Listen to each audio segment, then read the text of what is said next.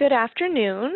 This is Amity Overall-Labe with NORC, and I'd like to welcome you to the third webinar of our four-part series titled COVID-19 and Ombudsman Programs, Understanding How Trauma Impacts You, Residents, and Your Advocacy. Thank you for being here today. The focus of today's presentation is anxiety in the time of COVID-19. Dr. Sherry Gibson is our speaker today and for this entire series. Dr. Gibson received her PhD in clinical psychology with an emphasis in geropsychology from the University of Colorado, Colorado Springs. She is an instructor and clinical supervisor for the psychology department at UCCS and a faculty affiliate with the UCCS Gerontology Center. She has already provided a wealth of information and guided us through critical conversations about trauma-informed, person-centered care and compassion fatigue. And we're really glad she's here today to talk about anxiety, as everyone is experiencing some level of anxiety related to our current situation.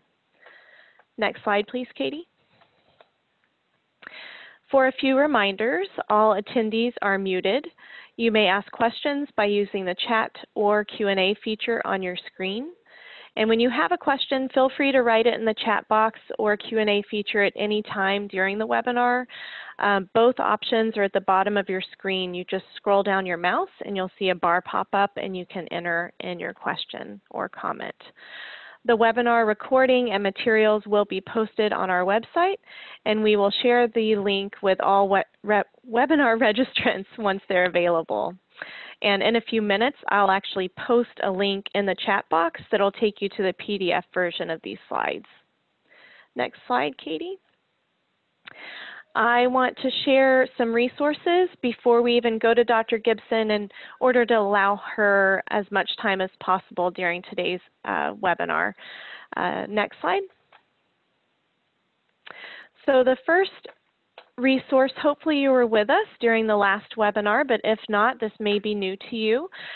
We shared this resource a few weeks ago. It's called Taking Care of You.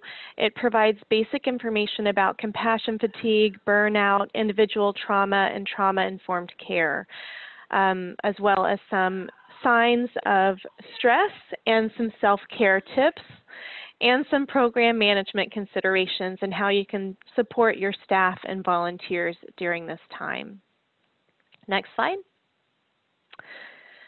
Just as a reminder, if you are new to NORC, welcome. If not, this will just be a refresher, but I wanted to let you know where you can find more information about COVID specific for Ombudsman programs. We are funded by a federal grant from the Administration for Community Living, or ACL, so I have listed their website for COVID information first. And then on our webpage, there's a screenshot on the right-hand side of the slide. You can find information and updates from CMS, ACL, ourselves, Consumer Voice, as well as some examples about what your colleagues are doing in Ombudsman programs to communicate with and support residents, families, and share information with the general public. Next slide, please. I also wanted to call your attention to the Consumer Voice website. They have two web pages, one for information for advocates and one with information specifically for residents and family members that's a little more consumer friendly. So if you have not seen these websites as an ombudsman, please visit them and share them with residents, families, and others. There's a lot of information for advocates, some fact sheets, as well as weekly webinars that they host on Fridays, and then some new features, one of which is a map that includes state-specific information for nursing home policies about COVID, such as testing requirements for states and requirements for information shared with the public about cases and deaths in long-term care facilities. And then on the other page for residents and families, there's tips to stay connected with each other, tips for getting help or taking action, and a new feature for residents and family members to share their story. So Consumer Voice and others will be informed about the experiences they are having during COVID-19. Next slide, please, Katie.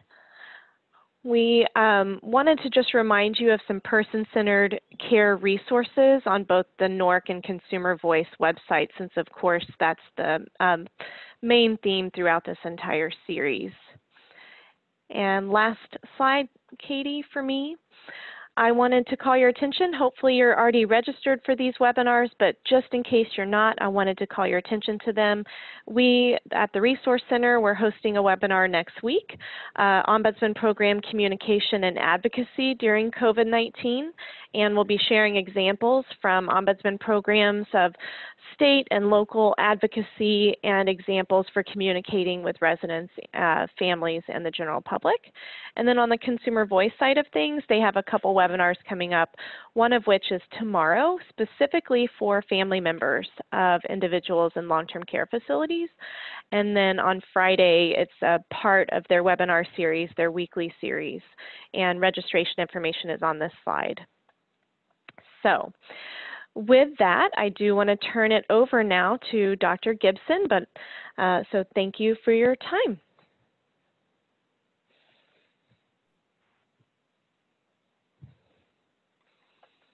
Oh, I think you're still muted. Sorry.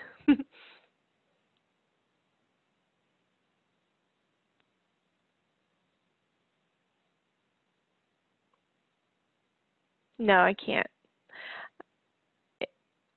If you're using, sorry, I still can't hear you. If you're using your phone, you may need to hit the unmute button on the screen as well as your phone.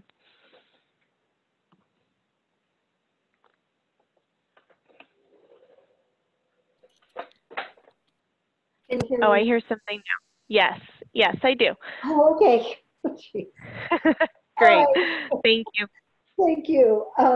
It goes without fail, everybody, that we think we've got it down and then something happens, but I'm glad we're all on board now. I want to take a moment just to thank Amity and to thank Katie for her technical support, and also Leah McMahon, who is with the Colorado State Long-Term Care Ombudsman Program, who's also been very instrumental in pulling all of this together. I want to say greetings to all of you out there from Colorado, and it's really great to be with you for a third month in this four-part series. I want to take a minute before we get started. I want to ask all of you to get out a piece of paper. You're going to need a piece of paper and a pencil. So if you don't have one handy, please grab one real quick because you're going to need it later on in the presentation. Next slide, Katie. So the coronavirus has affected all of us in many different ways, both physically, emotionally, economically, socially, and psychologically. All of us are dealing with some really important and very real challenges of widespread illness and the inabilities of our healthcare system to even cope with it. Social and community disruption, economic fallout and financial problems affected by many families, obstacles and interruptions to many aspects of our daily lives, and the list just goes on and on. Next slide. And in the midst of all of this, because now we're months into this process, something that I have noticed and I have seen around me is that we have become very creative in this process, and we are resilient. I want to share with you this picture that comes from Leslie Carter with Longleaf Liberty Park Assisted Living in Alabama. And I actually looked up their assisted living place. It's quite lovely. But I wanted to share this with you. This is a picture of what the creative types of interventions that people are doing in long-term care communities to provide a space for people to safely see one another, and adding painting to that wall, that mirror, or that window rather, where people can feel a part of outdoors and also feel pleasant in that experience. Again, it's trying to bring normal to an abnormal situation.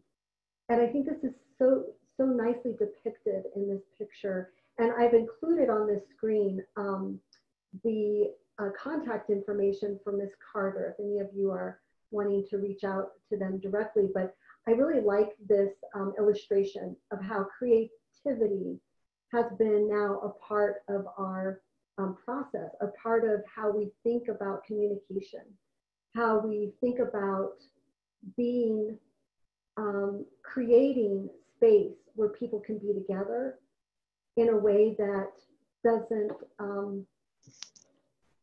put people at risk, one, for illness, but then also to create a caring space that people can communicate. So I really want to bring that out. And I suspect that all of you have some kind of observation around you, whether or not that's in your personal lives or your professional lives, that you are bringing creativity. And that, I mean, in our personal lives, certainly we are playing board games online for some of us.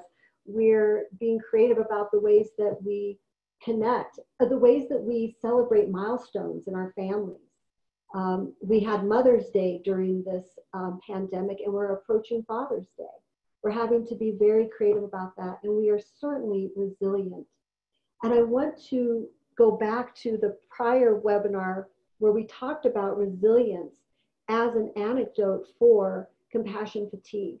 And remember, the definition of resilience is the ability to be bent or to be stretched and then coming back to its original shape. That is what resilience is, and that's what that means. It means for us to be able to bounce back from a hardship. And so how do we bounce back from this? How do we continually bounce back day after day from the hardship that we're all facing and that so many are facing? Next slide.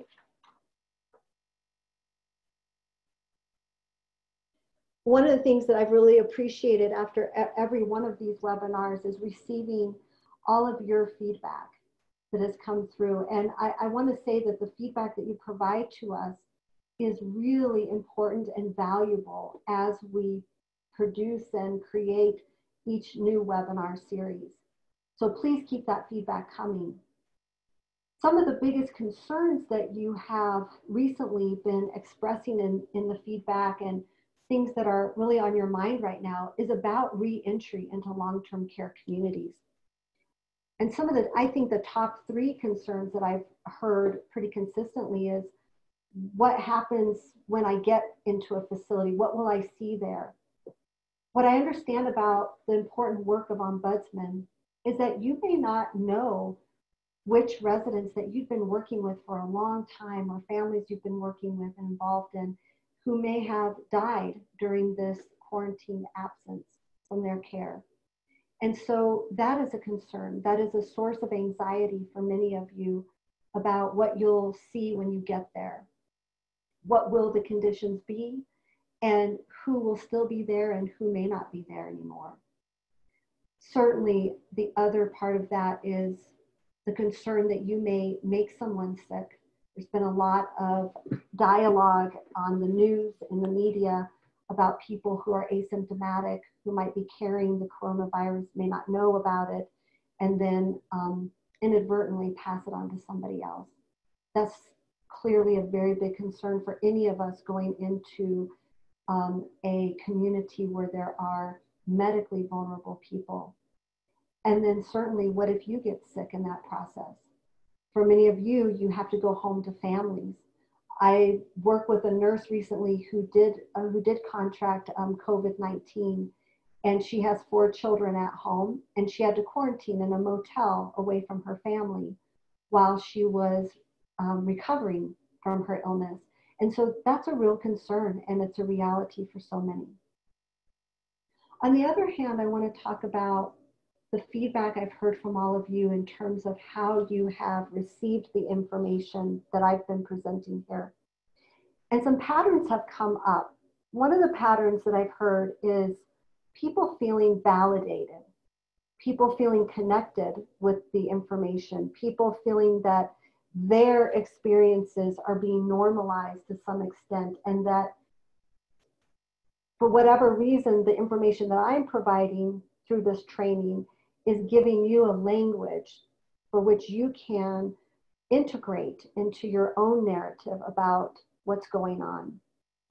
And this is a really important thing because for me, I don't have the pleasure of seeing all of you out there. I don't have the pleasure of looking at your face, of seeing you respond to me. Maybe you're laughing, maybe you're crying, maybe you're distracted, but I don't get to see that.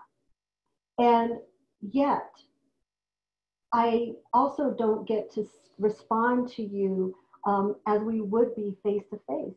I don't even get to hear your voice. And you still feel connected. You still feel validated, or at least that's the feedback you're giving.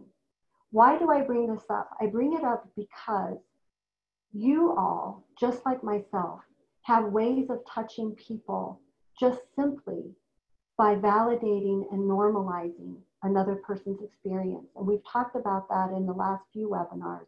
This is central to person-centered care, sitting with people.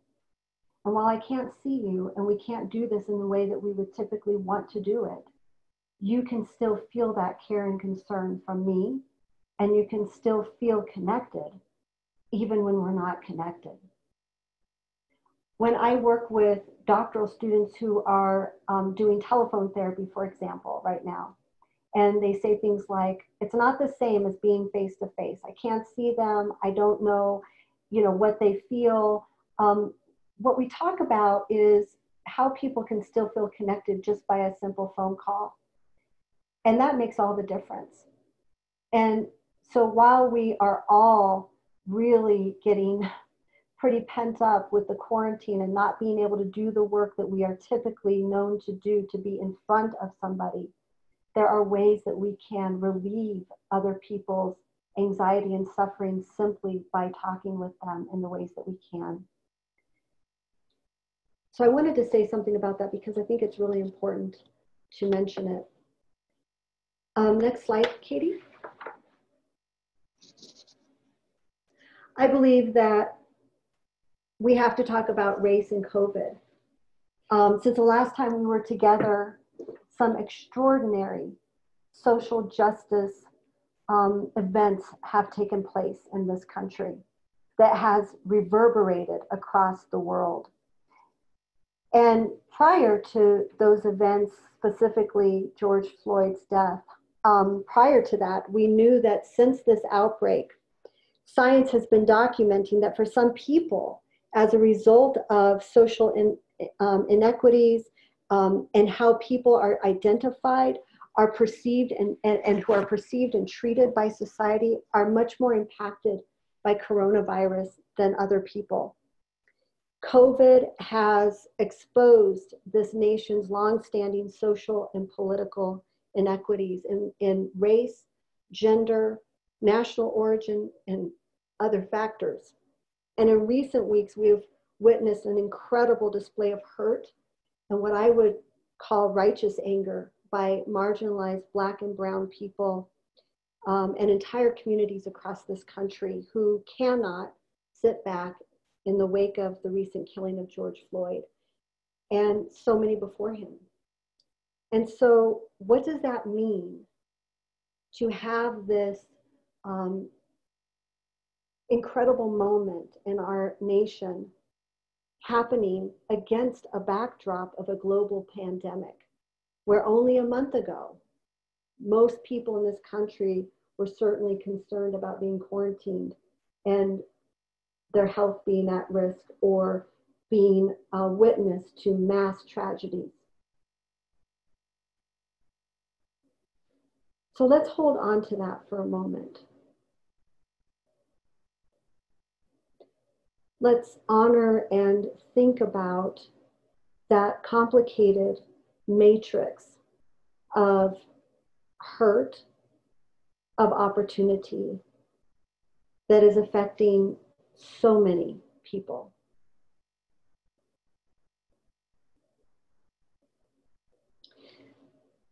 Katie, next slide.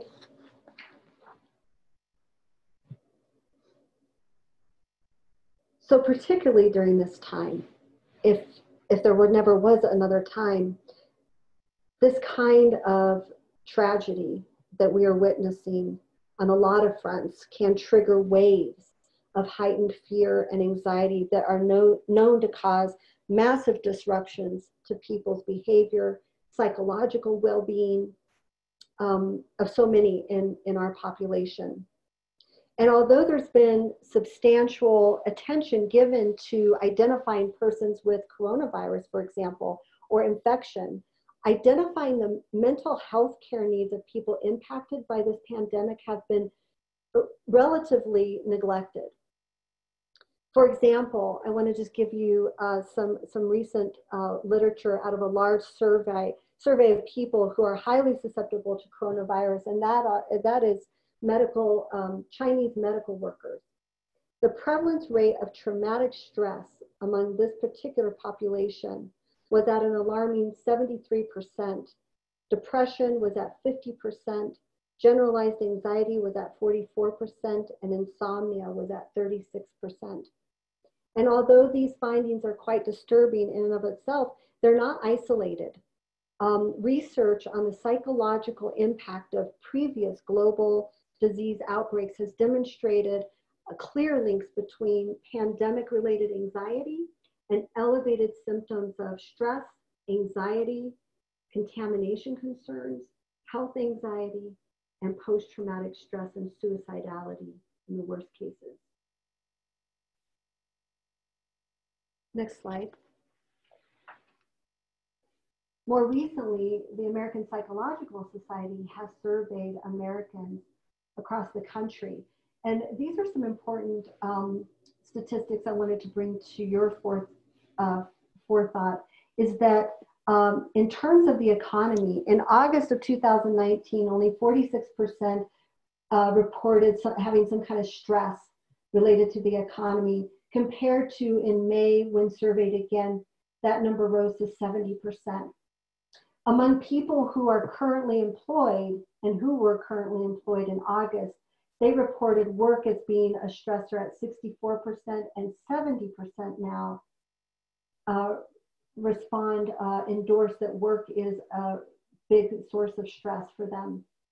Probably not surprising, given the changing landscape all of us have had to adapt to with our work. Next slide. And before I move on to some more statistics, I want to ask you a few questions. There are 3 poll questions that I'd like for you to respond. So once you've responded to the first one, go ahead and move on. You'll need to scroll down to the other 2. So if you'll take a moment, I'd like for you to answer all of these around parenting.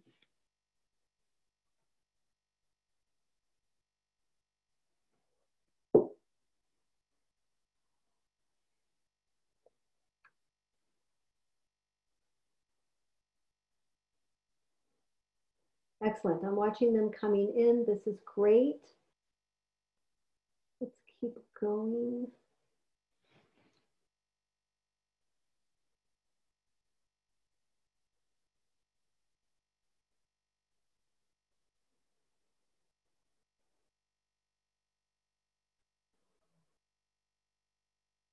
Be sure that you do answer the third one, the third question. So scroll down more if you haven't. Oh, somebody's saying it doesn't allow for another question.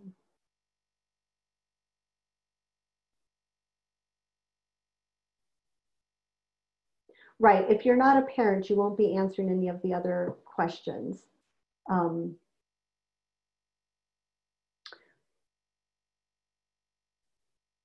We'll let it go for another few seconds here.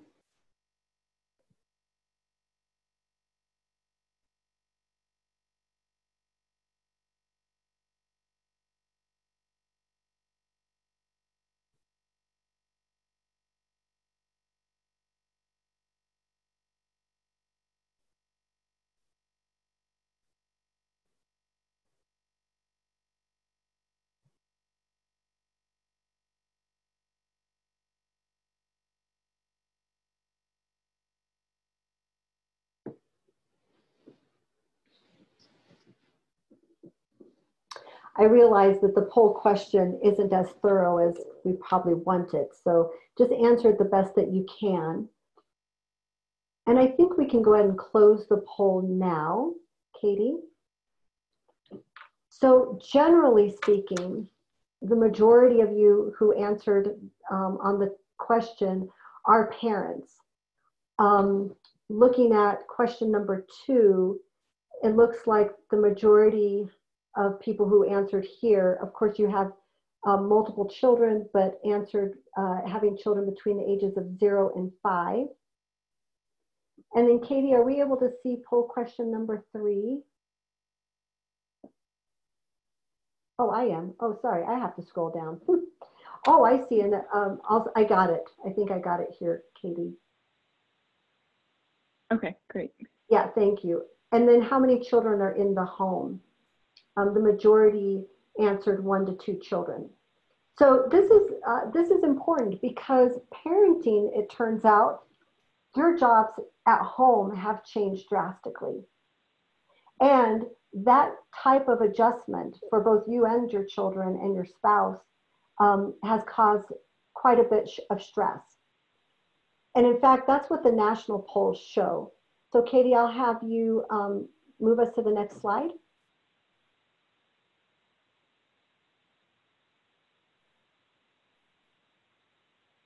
Okay. What this slide shows is that when parents were surveyed about different sources of stress as a result of this pandemic, the top 3 that you'll notice here is 1, a family member getting the coronavirus. 74% of parents stated that the government response to coronavirus was a big source of stress. And 74% said the disrupted routines, adjusting to new routines was a big source of stress, followed by getting the coronavirus, managing the distance and online learning for their children, basic needs, just availability of and access to food and housing. That's huge when you think about Maslow's hierarchy of needs, for those of you familiar with that. Self-isolation, access to healthcare, and missing out on major milestones. Next slide. Now there is another side of this coin. What's that going to look like in 20 years? And it seems that this marquee has summed it up quite nicely in Arizona. Don't forget who's going to be running this country. Moving to the next slide. Now, when surveyed parents versus non-parents, not surprising that people who are parents did rate higher ratings of stress related to the corona pandemic during the past month compared to non-parents, because of the myriad of changes that are happening in a home that involve their children and their children's learning and having access to help in the home. Next slide.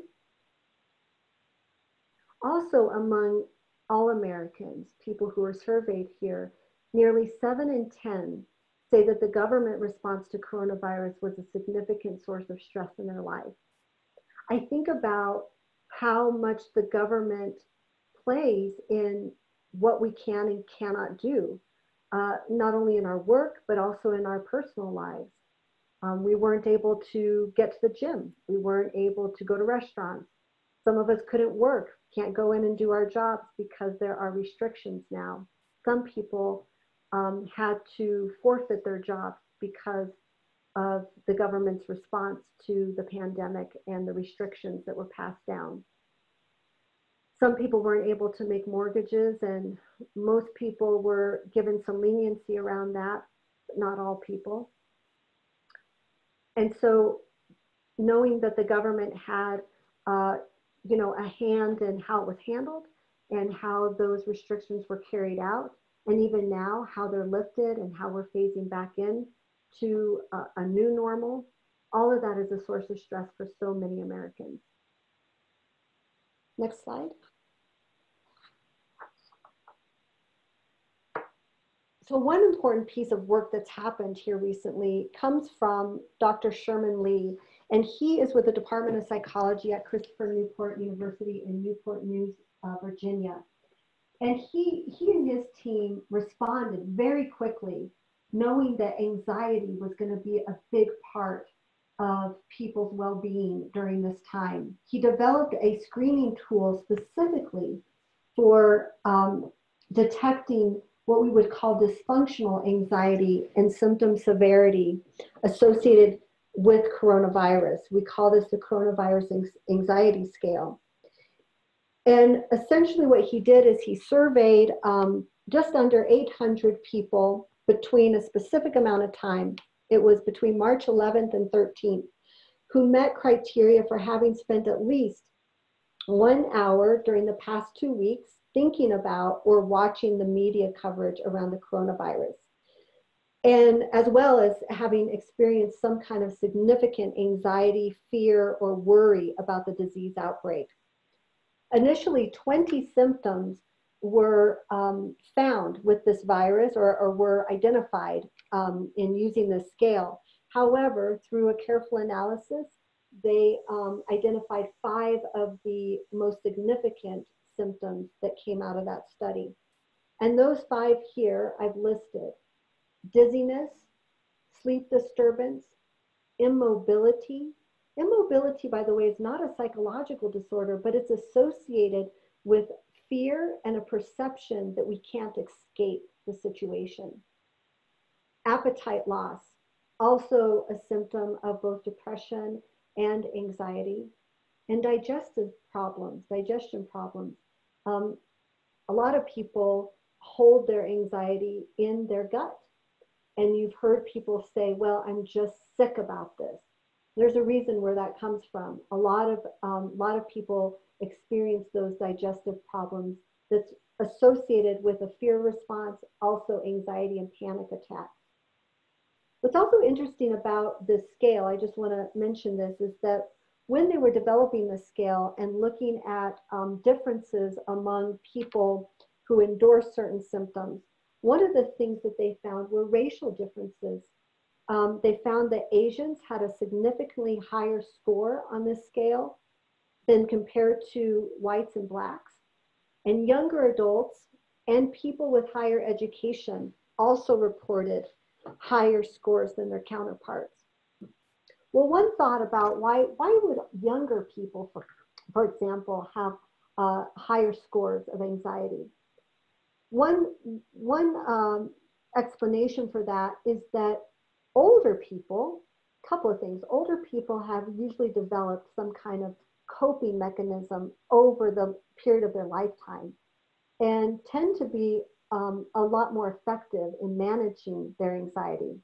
It's also the case that the coronavirus for some Americans may not be affecting older adults in the way that it's affecting younger adults in terms of losing their job or not being able to move about their daily lives as they once did. You can think about perhaps the older population having more degrees of freedom about being quarantined, also taking that very seriously. While that's very disruptive to their lives, they also have better ways of coping with it. So perhaps they're not endorsing as high of anxiety on that scale. So I want to administer this scale with all of you. Next slide, Katie. So what I want you to do is number on a page 1 to 5. And we're going to go through each question. Here's what I want you to think about. In the past 2 weeks, how often have you experienced this following statement? I felt dizzy, lightheaded, or faint when I read or listened to news about the coronavirus. And on this first question, you're going to rate either not at all, rare, less than a day or two, several days, more than 7 days, nearly every day over the past 2 weeks. And you'll see that right next to the statement is a value. So if you answered not at all on this number 1 question, you would put a 0 next to number 1. And so on.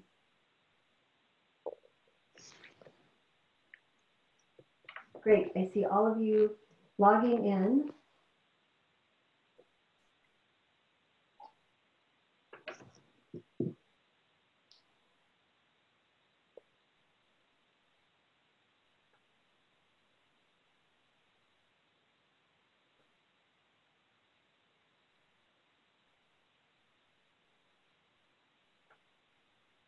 Okay. Let's see if we can get ourselves up to 70% here of answers. And I want you to write it down on your page too, because I am going to have you tally up your scores at the end.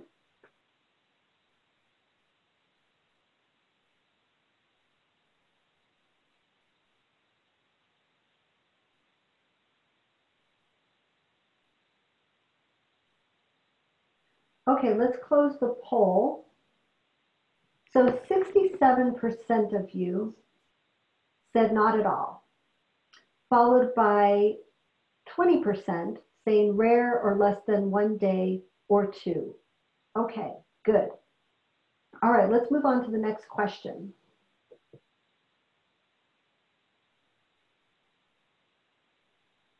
Hold on. Okay, next question. Also thinking about the last 2 weeks, how often did you experience having trouble falling or staying asleep because you were thinking about the coronavirus?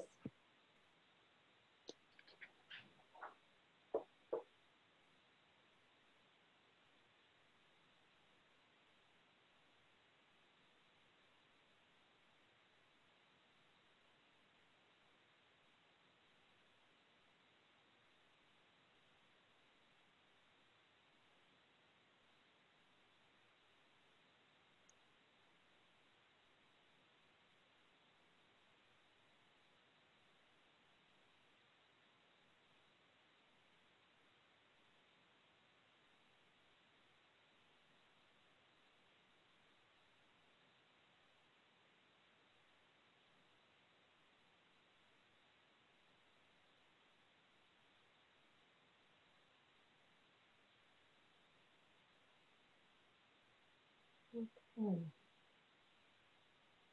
We'll give it just a few more seconds.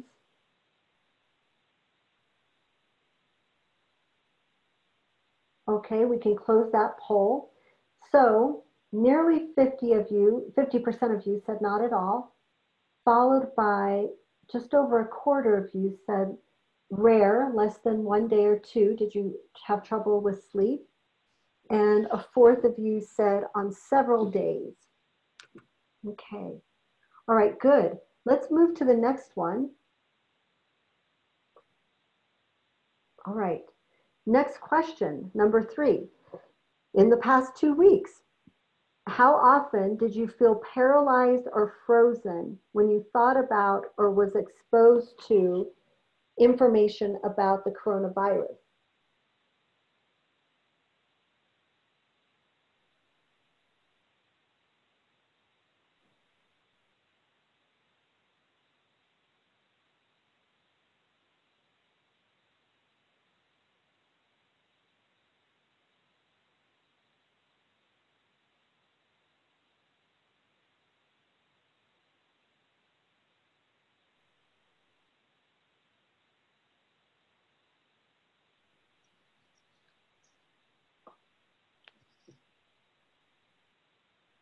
Okay, good.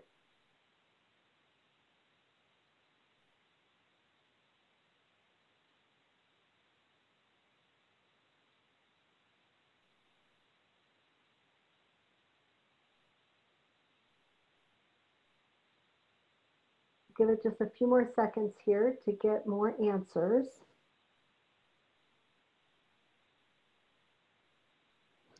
Okay, all right, and let's close that poll. So, good number of you, 3/4 of you said not at all. Almost 20%, rare, less than a day or 2, felt that paralysis or frozen feeling.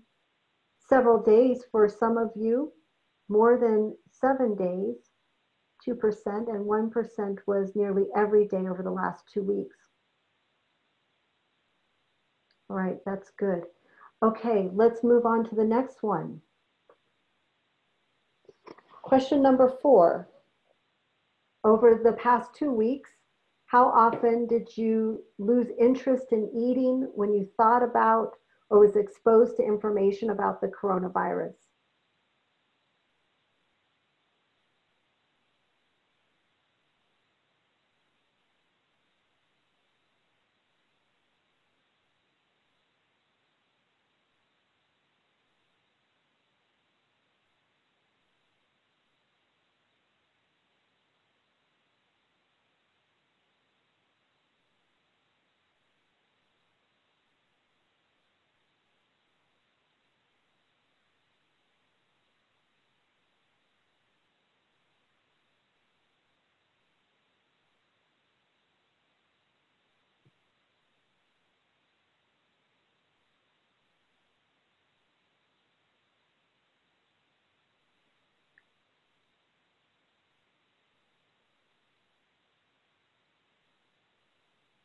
I'll just say while people are we're still waiting for a few seconds here. I think if they had reworded this, how many of you ate yourself out of house and home when thinking about the coronavirus, I might have had a different response. Go ahead and stop the poll. Okay. So by and large, 82% said not at all. 14% of you said rare or less than a day or two. 3% for several days. 1% more than 7 days. Okay, good. All right, now the last question in the screen is, in the past 2 weeks, how often did you experience nausea or had stomach problems when you thought about or was exposed to information about the coronavirus?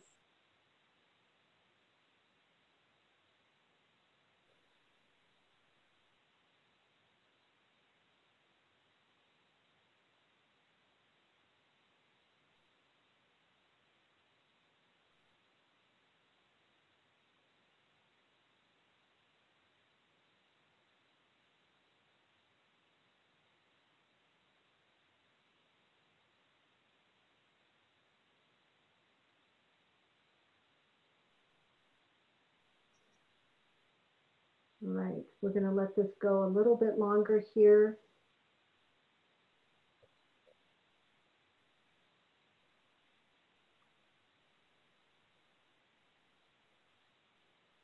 Yeah, I'm reading some of your comments coming through about overeating. Yeah, emotional eating, that's a thing. And turning to carbs and sugar or salty things during times of anxiety is also quite normal, happens often. Okay, let's close this poll and see where we landed. So 70% said not at all, 20% rare, less than one day or 2 days, sorry. 7% said several days. A few people said more than 7 days, and nearly every day for a few of you. Okay. Okay, so those are your 5 questions. Let's move to the next slide. All right, so I want you to now total up those 5 questions based on how you answered each one, because each one got a value, and get a total score. Once you have that total score, how many of you scored an 8 or less, and how many of you scored a 9 or greater?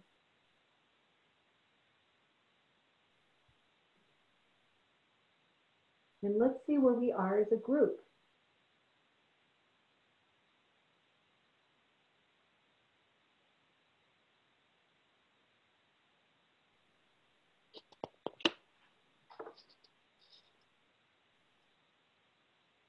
Okay.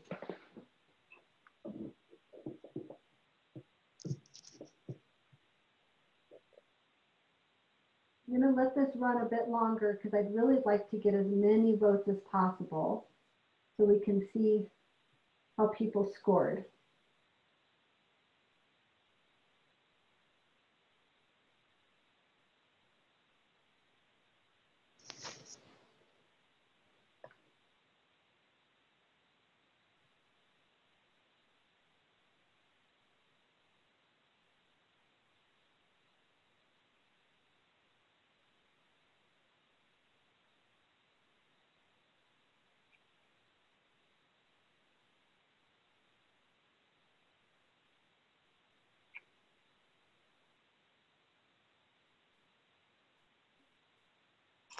Okay, I'm just going to give it a few more seconds here.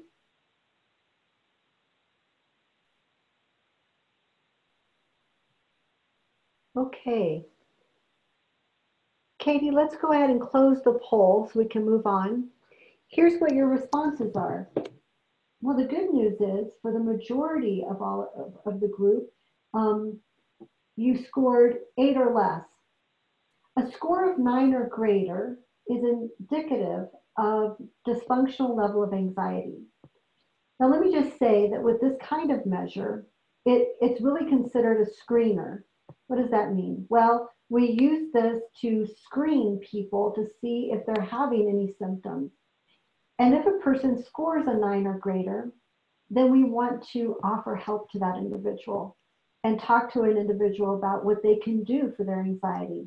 Well, the good news is, since we've polled everybody and you've all answered and taken this seriously, the next part of the webinar is really going to focus on what do you do. So let's go ahead and close this out. And let's move to the next slide. So you tallied up your questions.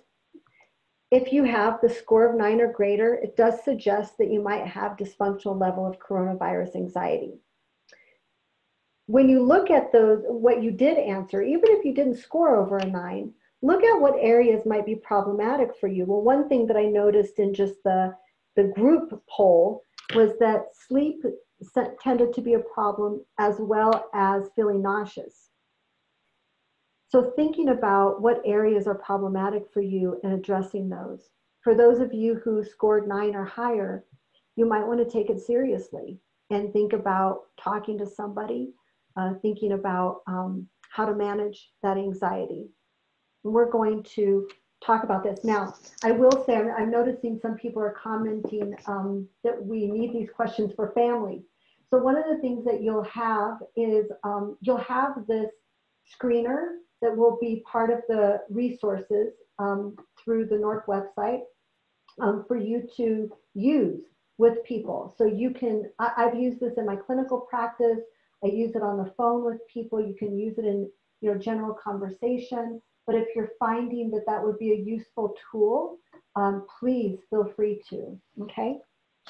All right, let's go ahead and move on. Next slide, Katie. So, great, I'm anxious. Now what do I do? So let's talk through some coping strategies, because that's where we all could use some help.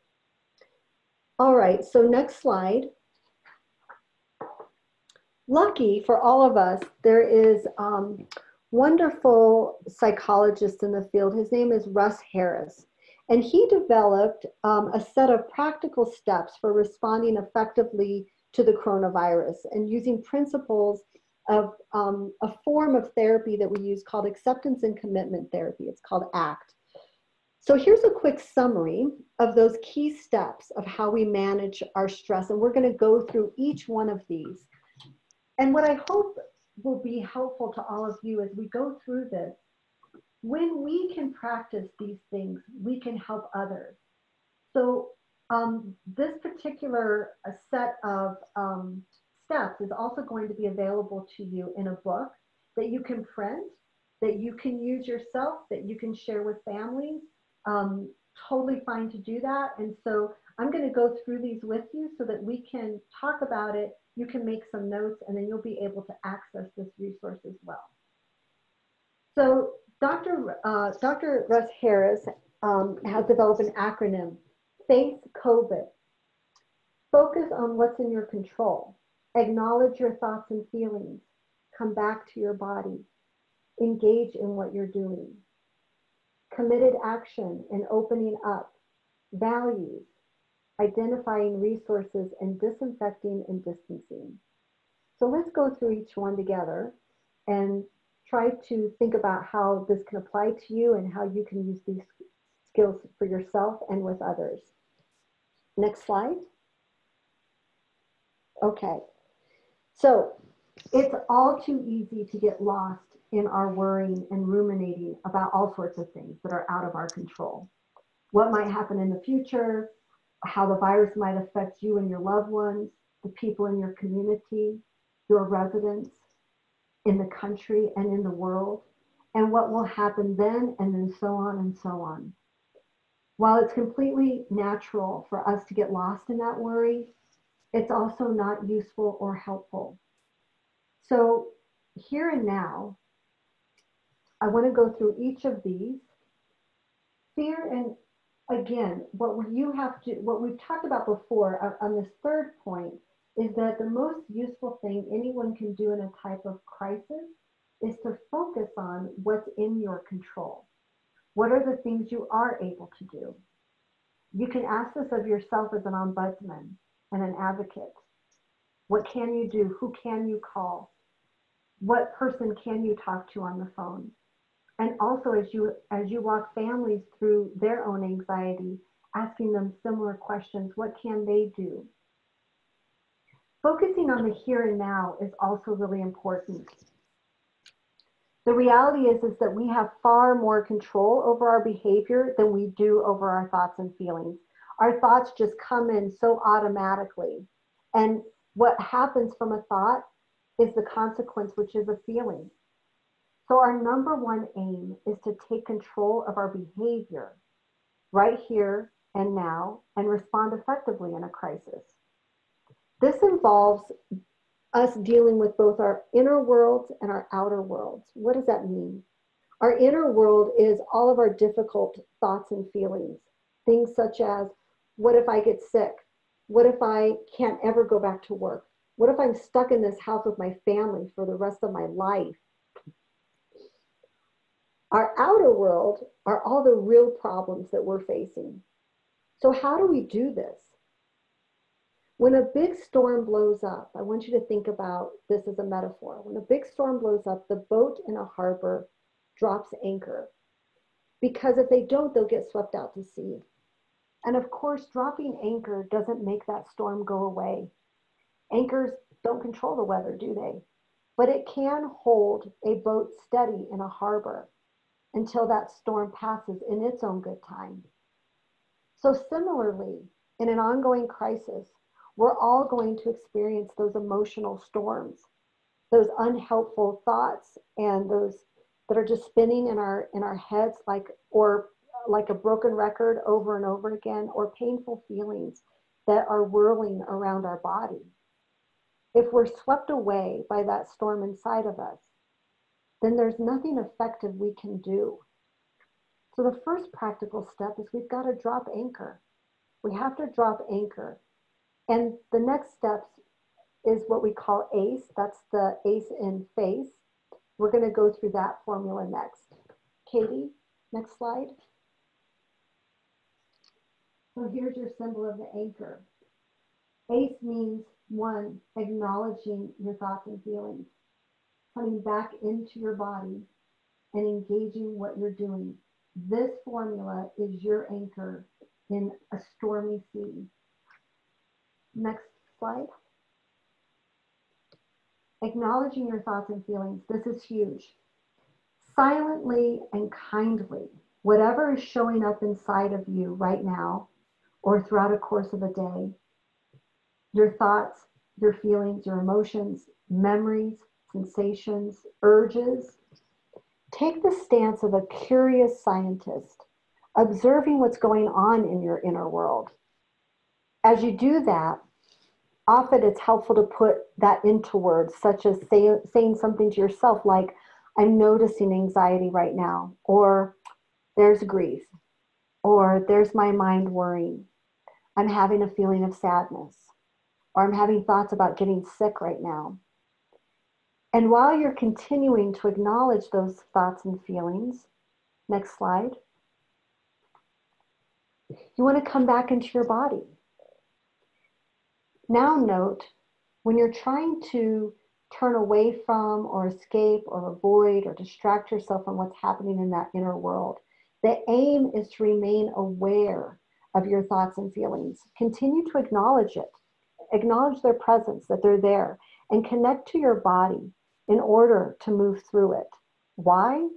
Well, you've got to gain as much control as possible over your physical actions, even though you can't control your feelings.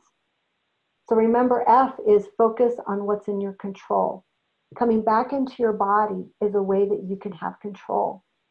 So I've listed here a few ideas for you about how do you come back into your body. You can push your feet hard into the floor.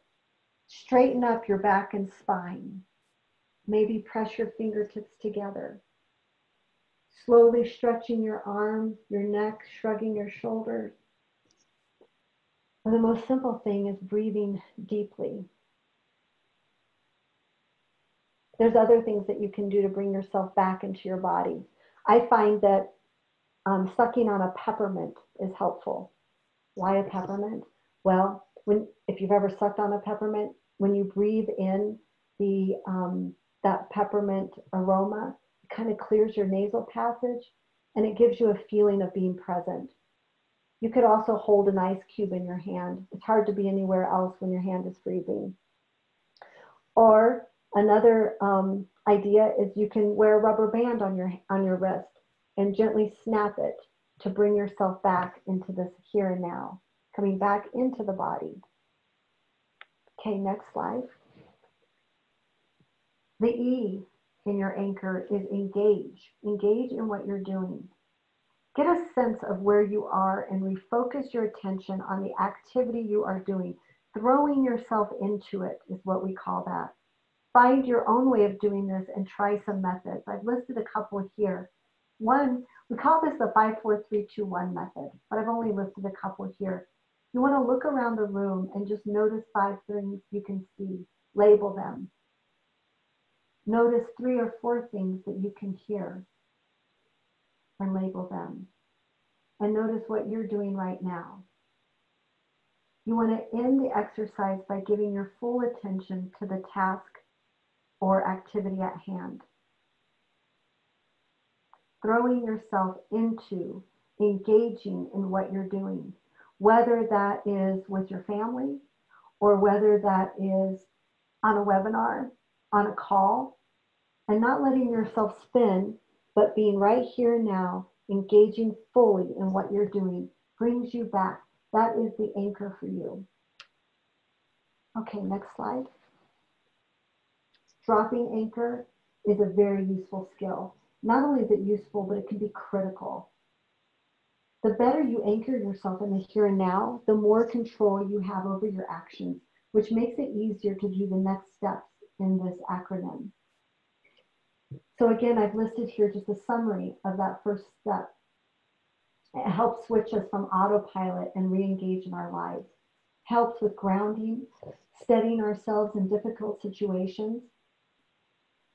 Disrupts the rumination and obsessing and worrying, that storm that is spinning either inside of us or outside of us. Focusing our attention on the activity, doing one thing at a time and fully throwing ourselves into that thing. Next slide. Okay, the next part is of COVID is committed action. I like this, you can't really see, I guess, this picture I put here, but the person is planting seeds. Committed action means effective action, guided by your own core values, action that you take because it's truly important to you. Action you take even if it brings up difficult thoughts and feelings. Once you've dropped your anchor, using that ACE formula that I just went through, you'll have a lot more control over your actions. It's hard to be active and take action when you're spinning out of control. Ever try to do that? Have you ever been successful? Usually we're not. So this makes it easier to do the things that really matter. When we're anchored, then we can commit to action. Obviously, that includes all those protective measures against corona, frequent hand washing, social distancing, and so on. But in addition to those, we have to consider other things. So effective action is not only around the virus itself, but what if you're also feeling the emotional waves, if you will, or the storm around the social injustice that's happening in our country right now. I went for a walk recently. The other day, I had a break. I went for a walk downtown, and I was just going to get something to drink. And as I passed the park, there was a very quiet protest going on in the park, and I decided to walk over. And while I stood there for only the 30 minutes that I had, I listened to the stories of very passionate people. I looked around me and saw people who genuinely were concerned about the current situation we're in, but also were expressing a deep love and a sense of community as they bonded in this social justice action. And I got to tell you, when I walked back to my office, I felt so much better. Even though I hadn't even planned it, I had been a part of something bigger just even for that 30 minutes. And that was a committed action that to me was in line with my own values and was a gift for me to be in that moment and hear the voices of other people. Next slide, please. So still around committed action, if you're spending a lot more time at home during quarantine, what are the most effective ways you want to spend your time? I've put some questions here, repeatedly asking yourself over a course of a day, what can I do right now, no matter how small it may be, that improves the life for myself or others that I live with, or the people in my community? Whatever that answer is, you just need to do it and engage in it. So some questions I've listed here is, what are the simpler ways to look after yourself or to look after those that you live with that can be realistically helpful? What kind, caring, supportive deeds can you do? Can you say some kind words to someone in distress, either in person, or maybe it's phone call or a text message, or maybe it's a card that you put in the mail? Can you help someone with a task or a chore? Can you cook a meal or hold somebody's hand? Play a game with them, maybe a young child living in your home? Can you comfort and soothe somebody who is also sick? These are the types of committed actions that we can do on a daily basis. And these are things that we can remind other people to do. Next slide. Opening up. Opening up means making room for difficult feelings, being kind to yourself. Difficult feelings are guaranteed to keep showing up during this as this crisis unfolds. Fear, anxiety, anger, sadness, guilt, loneliness, frustration, confusion, many more. We can't stop it from arising. They're normal reactions, but what we can do is we can open up and make room for them. Acknowledge that they're normal. Allow them to be there, even though they hurt, and treat ourselves a little more kindly.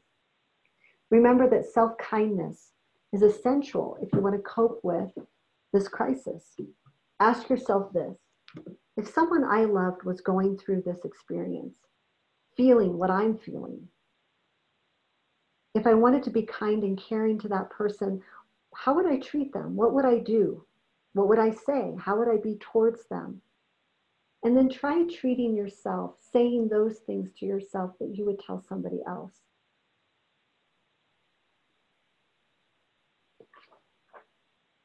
Next slide. Values. Committed action should be guided by your core values. When we are in line and doing actions that are in line with our values, we have a better sense of self-satisfaction and contentment. Your values might include love, respect, humor, patience, courage, honesty, caring, openness, kindness. Whatever there are, look for ways to sprinkle these values into your day. Let them guide and motivate you to that committed action? I think some important questions that have been posed here are really critical. What do you want to stand for in the face of this crisis? What sort of person do you want to be as you go through it? How do you want to treat yourself and others? Do we want to be angry? Do we want to cut people off? Do we want to be irritable? Or do we want to be patient and compassionate? Do we want to have humility? Do we want people to see our vulnerability so that they too can feel safe to show vulnerability during this time? What can you say and do that will enable you to look back in years to come and feel proud about your response during this very abnormal time? How will you want to look back on this time for yourself? How will you want others to see you during this time when they look back and reflect on your role in their lives? Let this guide and motivate you to be the best that you can be during this time. And next slide. Identify your resources for help, support, advice. National Consumer Voice, excellent resource for you. An important aspect of this whole process involves all of us being responsible in finding those reliable and trustworthy sources of information for updates and guidelines in our work particularly. The World Health Organization is a great resource.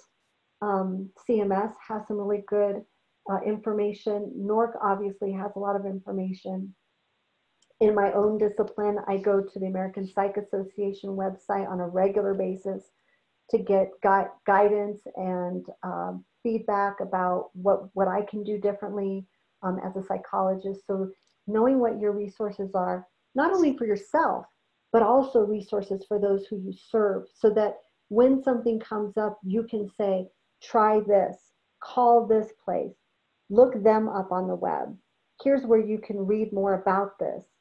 So being able to not only use the resources yourself, but know where others can get resources. And then finally, disinfect and distance yourself physically. Next slide, please. Can't say it enough. You got to practice social distancing. It is crazy how the face mask is now a part of our accessories. I mean, it's crazy how, I grab the face mask just as I'm putting my watch on and putting my earrings in. It's just part of our daily life now whenever we go outside. You've got to practice social distancing, but it also doesn't mean cutting off emotionally. So not distancing in that way, letting ourselves still be emotionally available to others and accessible to others, despite the physical distance that we have to have. Those actions are truly caring in nature, and they reflect the golden rule. Treat others as how you would want to be treated. So next slide. In summary, here is the face COVID. We've gone through all of them together. Again and again and again, as problems pile up in the world around you and those emotional storms rage in the world within you, come back to those steps of face COVID. Let that be a guide for you. Let those be something that you practice every day so that it becomes second nature to you. Those are critical steps that right now couldn't be more important to use, but also as things change and as we continue to adjust in this world, we can use them day in and day out. And last slide. So I want to end with a quick, a poem.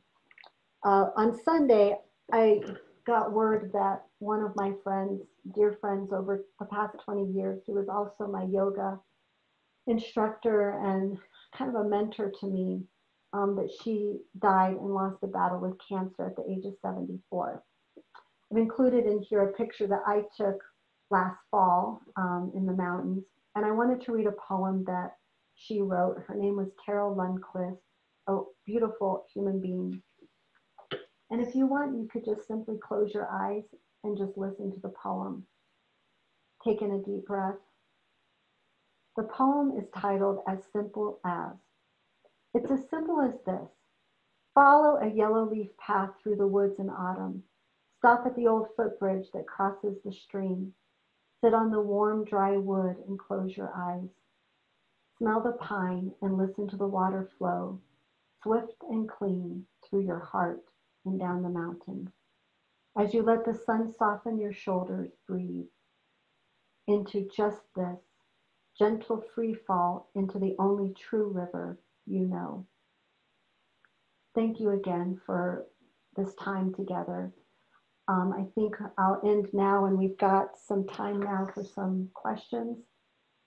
I've included some resources here. There's a couple of free apps, by the way. COVID Coach, amazing free app. You should check it out. I've been using it lately. They've got all kinds of, Headspace is another one, Daily Om. There's another app called 5 Minutes of Gratitude. It's a daily gratitude journal, which can be really helpful for us. So check out those resources. And I know that NORC has some others. So why don't we open up for some questions? Thank you, Dr. Gibson. And I personally have downloaded the COVID Coach app as well. I thought very impressed when you shared it earlier. So we are sharing it broadly with Ombudsman. Great. That's right. That was developed by a colleague of mine at the VA. It really is. They've done a really good job with it. So yeah, I encourage everyone to check it out. Great. Thank you.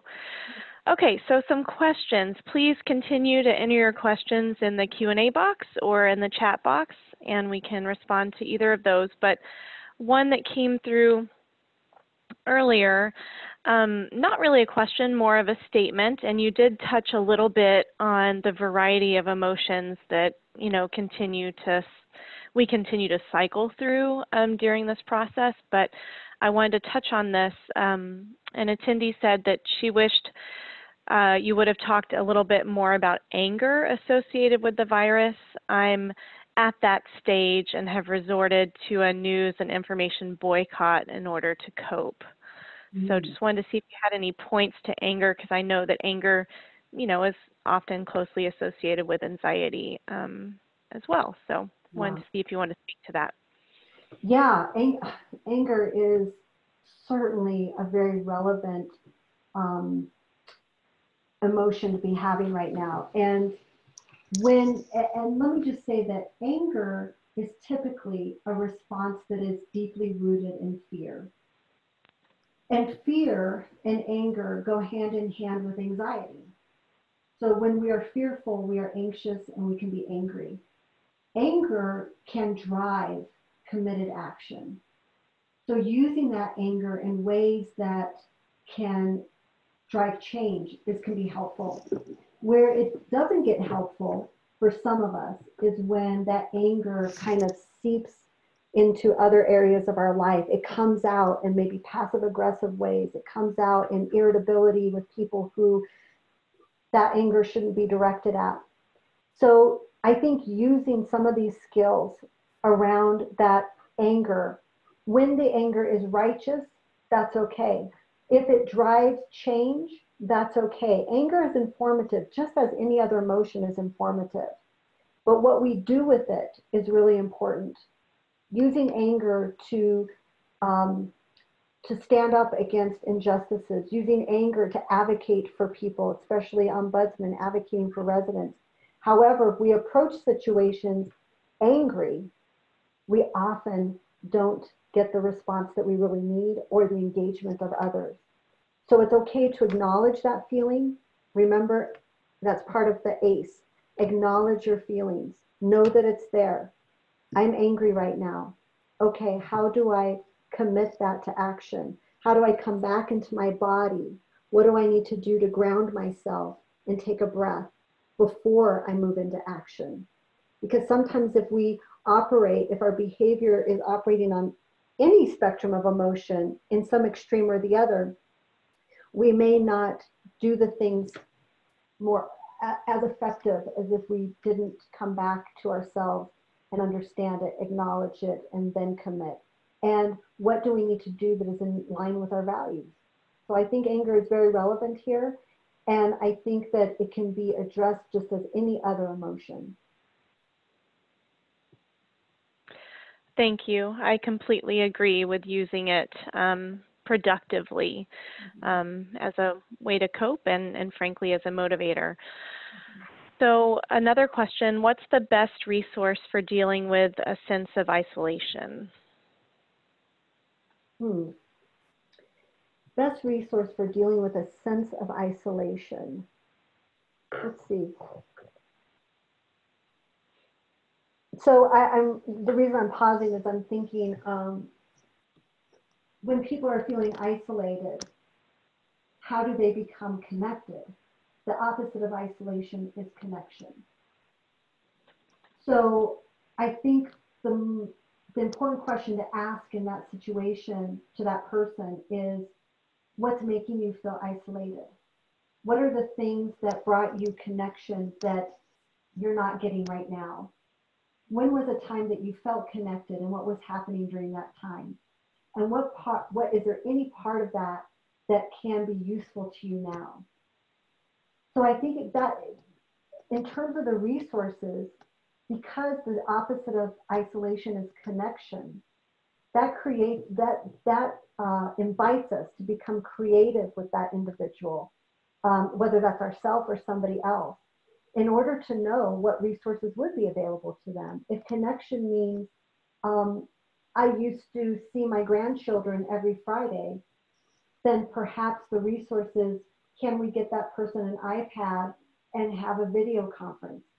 If the isolation, if the connection was, I used to play Mahjong once a month with my girlfriends and we can't do that, then helping the person figure out what are ways that you can be connected that looks differently but can give you that same sense, that feeling, so that, because isolation is both psychological and geographical. So it's the physical isolation, but it's also psychological isolation. And when people feel connected psychologically, they can usually deal with the physical isolation better. So I think that that's how we have to approach that. Does that help? I'm not sure if that's helpful, but. Thank you.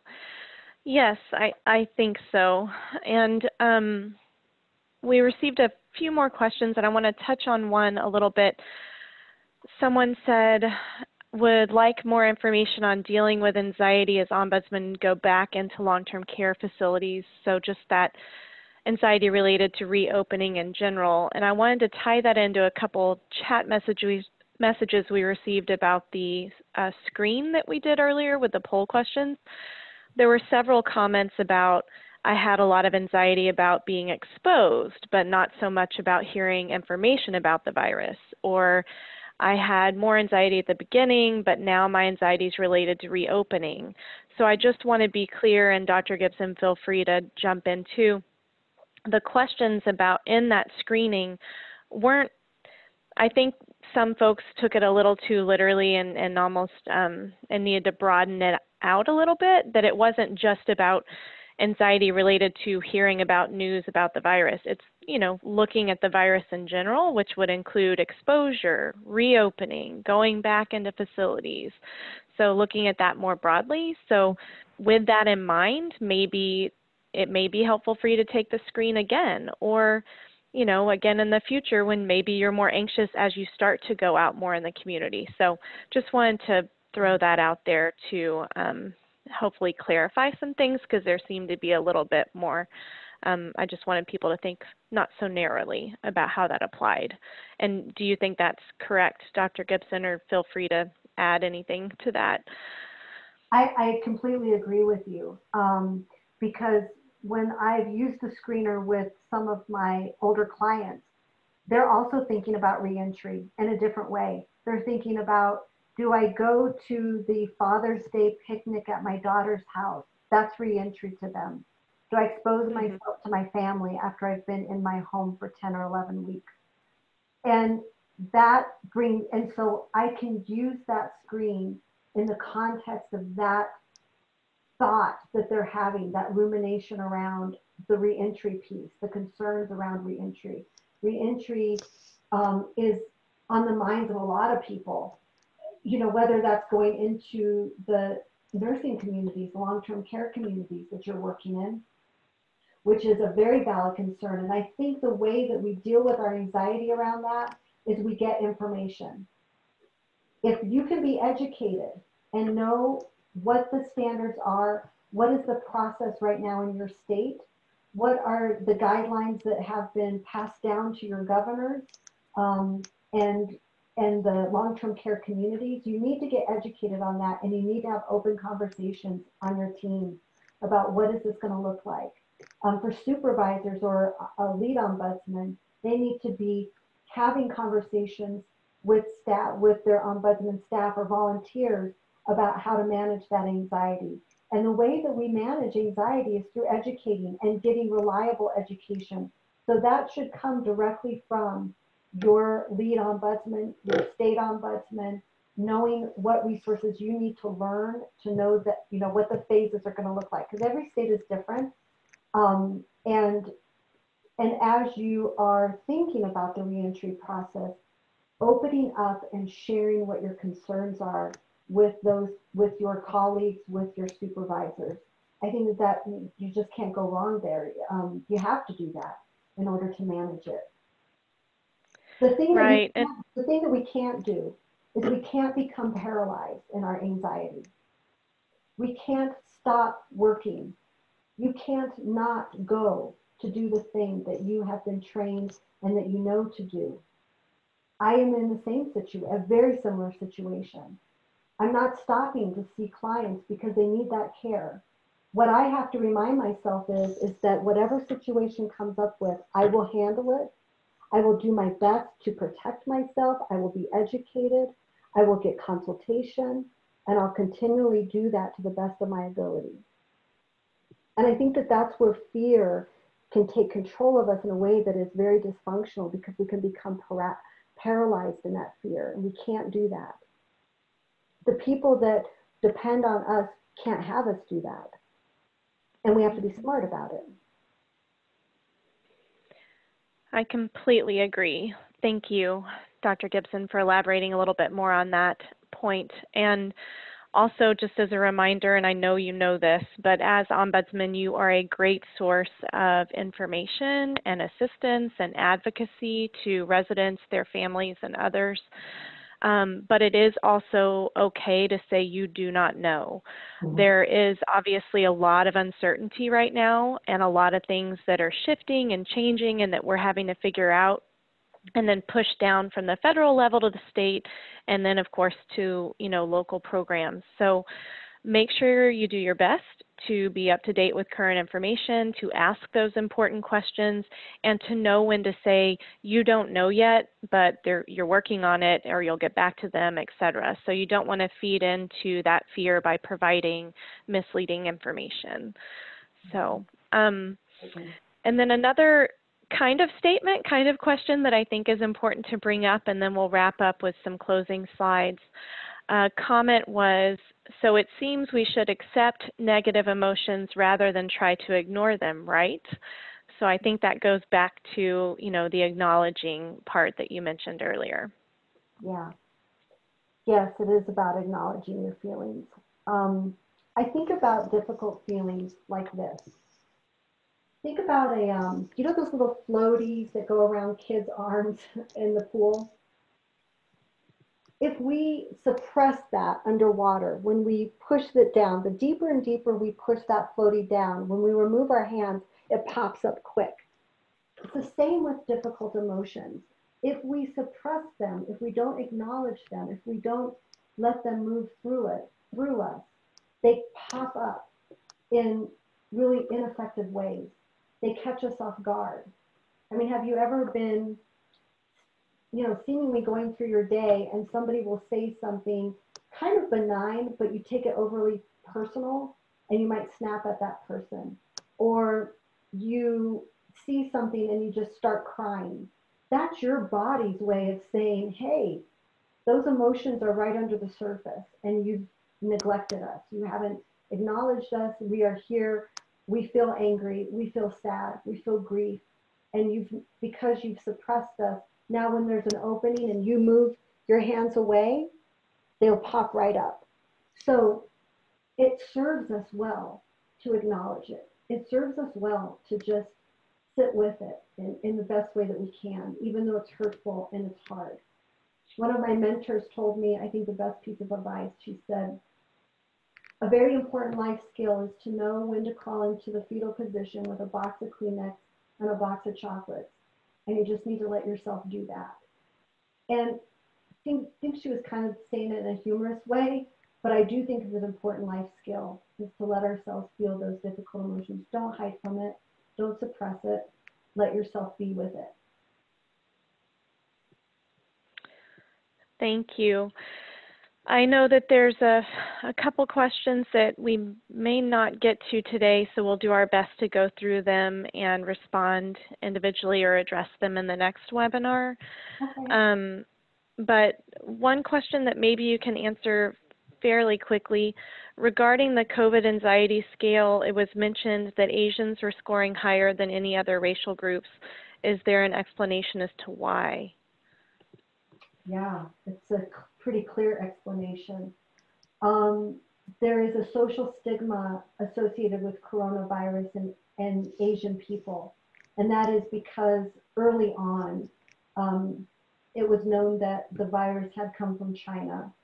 There were messages early on that referred to this virus as the China virus. And because of that, people have stopped buying Chinese products. People have stopped going to Chinese restaurants. People have openly yelled racial slurs at Chinese immigrants and people of Asian descent. This happened to a friend of mine recently, a colleague who's also a psychologist and who's Chinese, who said that she was walking down the street in this, mid-sized town that we live in, and somebody yelled out a window, "Go back to where you came from." Asian people their lives are at risk, and it's because of the social stigma associated with the coronavirus coming from China. So it's not surprising that American Asians would score higher on that anxiety scale. And that's the direct reason why. Thank you.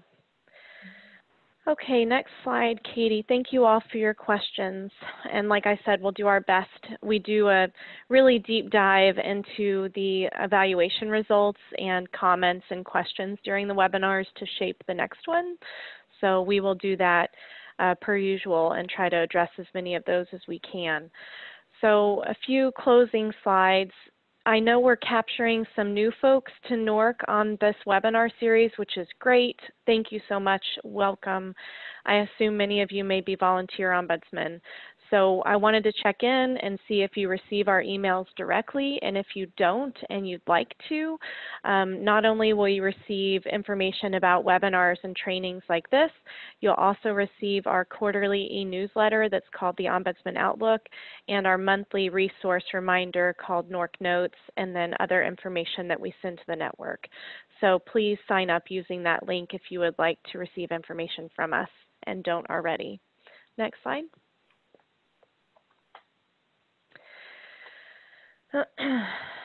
So again, thank you, Dr. Gibson, for another excellent presentation. You continue to just provide a lot of what we really need to hear right now, so thank you.